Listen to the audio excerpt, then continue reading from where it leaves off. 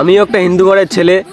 তো তোমরা এই ভিডিওটা দেখো আগে, তারপর আমি কিছু কথা বলছি। ভিডিওটা দেখো। বলেন তো কি হয়েছে আপনাদের সাথে? সব বোমাবাজি করছে। হিন্দুকে একটা টিকতে দিব না, হিন্দুকে ঝুড়ে ফেলে দিব, হিন্দুকে লাহাজানি করব, হিন্দুর মাকে যদি এরকম করে বলছে, হিন্দুর ঘর পুরা ভালো ভালো জিনিসকে সোনা দানা নিয়ে নিচ্ছে, পয়সা নিয়ে নিচ্ছে, তারপর আগুন ধরিয়ে দিচ্ছে। দেখেন, এইভাবে অত্যাচারের জন্য সব হিন্দুরা আমাদের মালদা ডিস্ট্রিক্টে এসে ঠাঁই নিচ্ছে প্রাণ বাঁচানোর জন্য। এরকম অনেক অনেক মানুষ এসছে নৌকা পার করে। হিন্দুর মাথা ফাটিয়ে দিয়েছে মেয়েরা, আর হিন্দুর প্রত্যেকটা ঘরে আগুন জ্বালিয়ে দিয়েছে।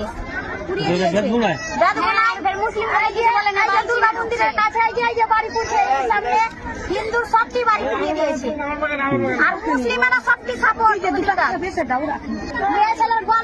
হেসে লাগাইছে, আর সেই ঘর আগুন আছে আর পালিয়েছে, আর ফের ভাঙচুর করছে। কিছু রাখে না, কিছু রাখেনি। মেয়ে ছেলের হাত ধরে লিছে, হিন্দুর মেয়ের হাত ধরে লিছে, বলছে কি রেপ করাকে, এরকম করে বলছে। শুনতে পেলেন যে কিভাবে অত্যাচার করছে। এত অত্যাচার আমরা কিছু বলি না, এত অত্যাচার করছে, ইট চালাচ্ছে, বোম চালাচ্ছে, তাও কিছু বলি না। ক্ষমা চাচ্ছি, হাত জোর করছি, বাবা কাকা বলছি, দাদা বলছি, তাও কিছুতেই মানে না। না, হিন্দুকে ছাড়বো না। হাত ধরছি, আমাকে ছেড়ে দাও, আমরা গরিব মানুষ, তোমরা খুলে দাও, আমরা শুধু মুসলমান হবো। ভিতরে দেখেন, আমার ঘরটা দেখেন, এদিকে দেখেন, এই সব দেখেন, ছাদ সব ফেটে ফেটে পড়ে যাচ্ছে। আমি কোথায় যাব, কোথায় থাকবো? আমার স্বামীর বেরেনের দোষ, আমার স্বামী কাজ কাম কিছু করতে পারে না। আমি জমি জায়গা বেচে সব টাকা পয়সা রেখেছিলাম, সব নিয়ে চলে গেছে। ডাক্তার দেখাই, খাই, ছেলে পেলে নিয়ে আমি তো ম্যানেজ করতে পারবো না। আমার সব নিয়ে চলে গেছে। আমার গহনা ছিল, মেয়ের নেকলেস ছিল, আমার ছিল মালা ছিল, দুজন কানের ছিল, সব নিয়ে চলে গেছে।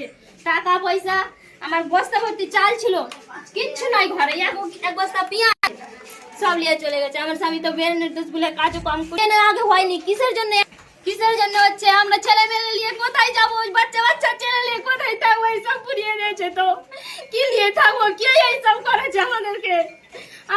আমার স্বামী উচ্চ নিচে কাউর সঙ্গে কথা বলতে জানে না। আমার ঘরে এসে সব চিন্তাই করলো, করে নিয়ে গিয়ে না আগুন দিল, চিন্তাই করে নিয়ে গেল। আগুনটা না দিত তবে তো আমি থাকতে পেতাম দুটো ছেলে মেয়ে নিয়ে। আমরা এখন কোথায় যাবো? ছোট ছেলে নিয়ে কোথায় যাবো? কি খাবো? আমাদের 3 দিন থেকে আমরা অনাহারে আছি। এই সব বাচ্চারা নিয়ে এখন তো মুখ শুকিয়ে গেছে সব ছেলেদের। কোনো খাওয়া দাওয়া নেই, কোনো খাবারের ব্যবস্থা নাই। আমরা কি করে থাকবো? কি নিয়ে বাঁচবো, কি নিয়ে থাকবো?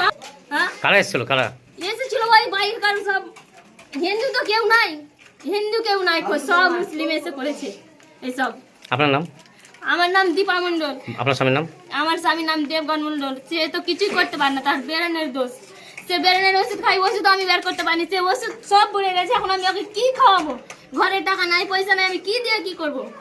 টাকা পয়সা সব নিয়ে চলে গেছে। দেখেন, এখানে বাক্স, ওখানে বাক্স।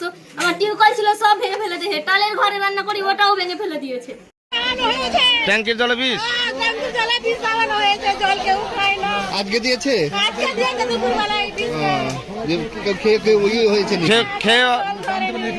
বুঝতে পেরেছি।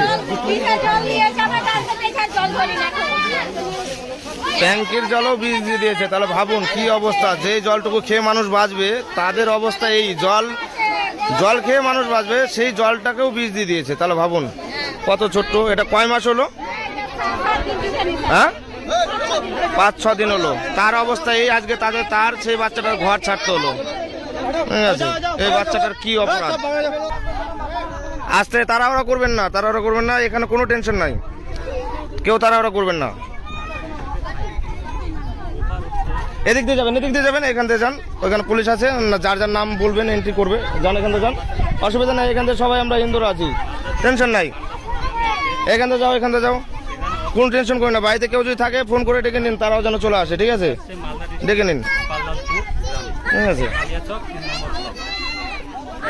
তো লোকগুলোকে দেখতে পাচ্ছেন ধুলিয়ান বাজার থেকে, যাদের উপর অত্যাচার হয়েছে, বাড়িঘর ভাঙা হয়েছে, তারা এখানে আমাদের এপারে এসে অবস্থিত হয়েছে।